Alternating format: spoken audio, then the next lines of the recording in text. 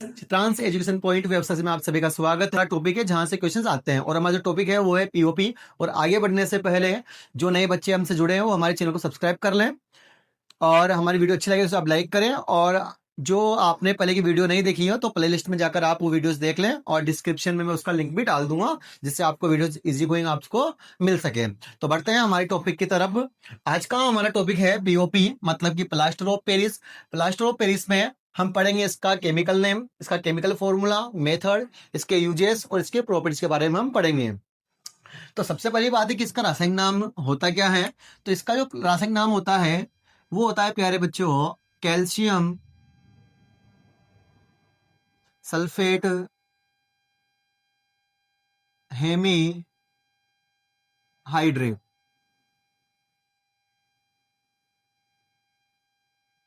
ये इसका नाम होता है कैल्शियम सल्फेट हेमी हाइड्रेट।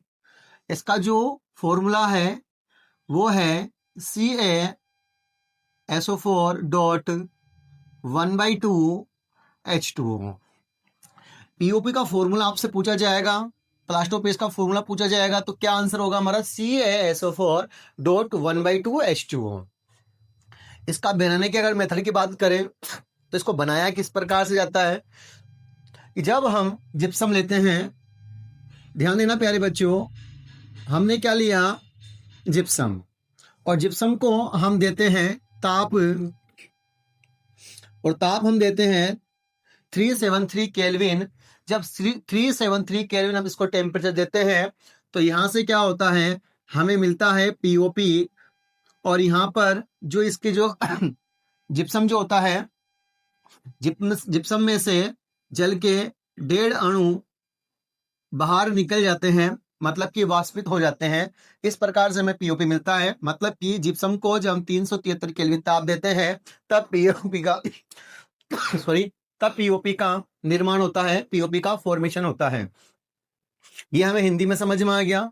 अब ध्यान दो, यहां से क्वेश्चन क्या बनता है कि कई बार पेपर में टेम्परेचर दे दिया था कितने तापमान पर जिप्सम को गर्म किया जाए कि पीओपी बनेगा। तो जिप्सम को 373 केल्विन ताप देते हैं जिस पर हमें पीओपी प्राप्त होता है। तो दूसरा जो क्वेश्चन बनता है यहां से वो ये बनता है कि जिप्सम का फॉर्मूला लिखिए। तो प्यारे बच्चों जिप्सम का फॉर्मूला होता है CaSO4.2H2O।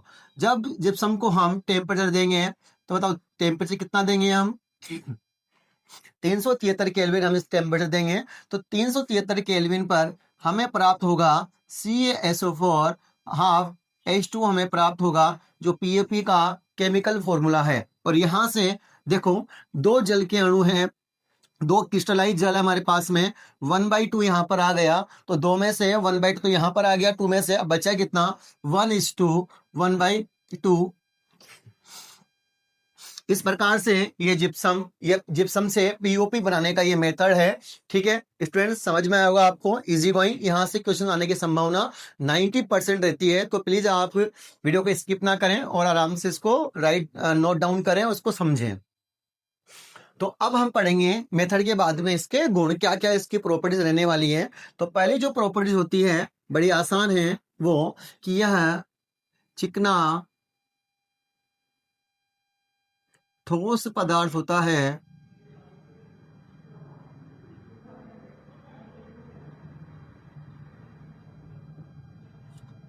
ठीक है स्टूडेंट्स।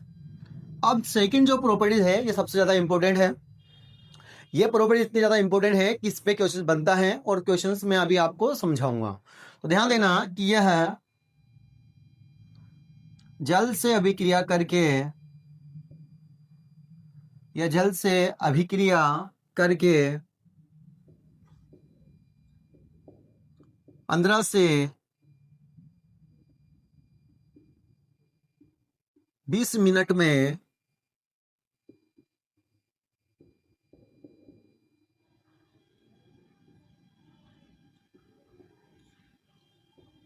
कठोर हो जाता है। क्लियर। इसकी जो इक्वेशन है वो आई हुई है, पूछी गई है इक्वेशन कैसे बनेगी। हम बात किसी कर रहे हैं पीओपी की बात कर रहे हैं। तो पीओपी का जो फॉर्मूला होता है वो होता है CaSO4 half H2O।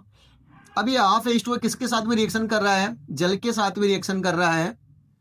Half H2O हमने यहाँ पर 1 1:1/2 H2O, मतलब कि 1.5 H2O जल हमने लिया। तो जब इसके साथ में ये रिएक्शन करेगा, जब पीओपी है इस जल के साथ में रिएक्शन करेगा, तो अब आपको समझ में आएगा कि ये इक्वेशन हमने इससे पहले पढ़ी, मतलब कि CuSO4 को हमने टेम्परेचर दिया तो वहां पर क्या मिला हमें, पीओपी मिला, और साथ में जो 1.5 जल के अणु थे वो वाष्पित हो गए।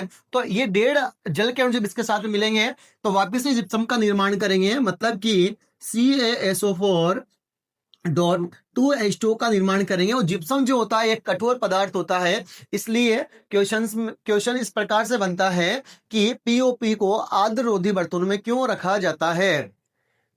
ठीक है स्टूडेंट, क्वेश्चन क्या बनेगा, पीओपी को आर्द्ररोधी बर्तनों में क्यों रखा जाता है।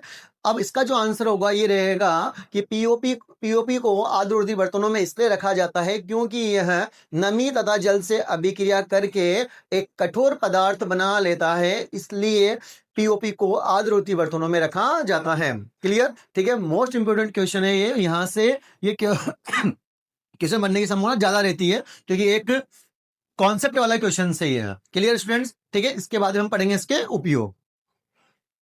तो स्टूडेंट्स अब हम पढ़ेंगे पीओपी के उपयोग, और उपयोग जैसे कि आपको बड़े आसान है उपयोग, इसके इतने टफ है नहीं।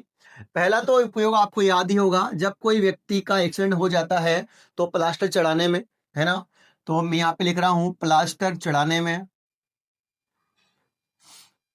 प्लास्टर चढ़ाने में।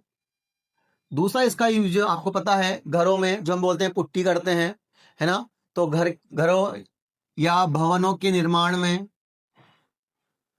भवनों के निर्माण में।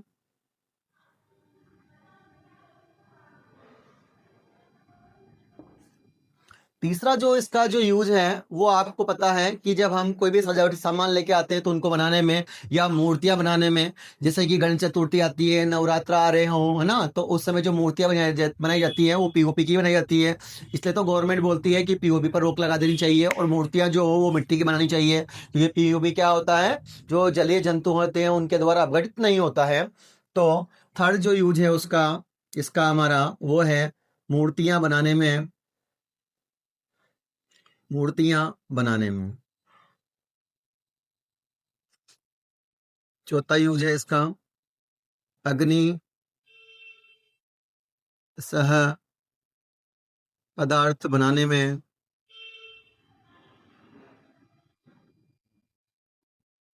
लास्ट एंड फाइनल है दंत चिकित्सा में।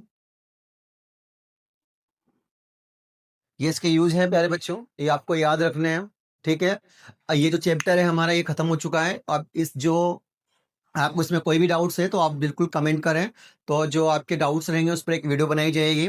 इसके बाद में नया जो चैप्टर रहेगा वो चैप्टर हम पढ़ेंगे, इलेक्ट्रिसिटी वाला चैप्टर पढ़ेंगे, है ना। अब अगर आप चाहते हैं कि इलेक्ट्रिसिटी वाला पढ़ें या फिजिक्स हम स्टार्ट करें तो आप कमेंट कर दें। अगर आप चाहते हो कि हम केवल केमिस्ट्री ही पढ़ें तो वो भी आप कमेंट कर दें।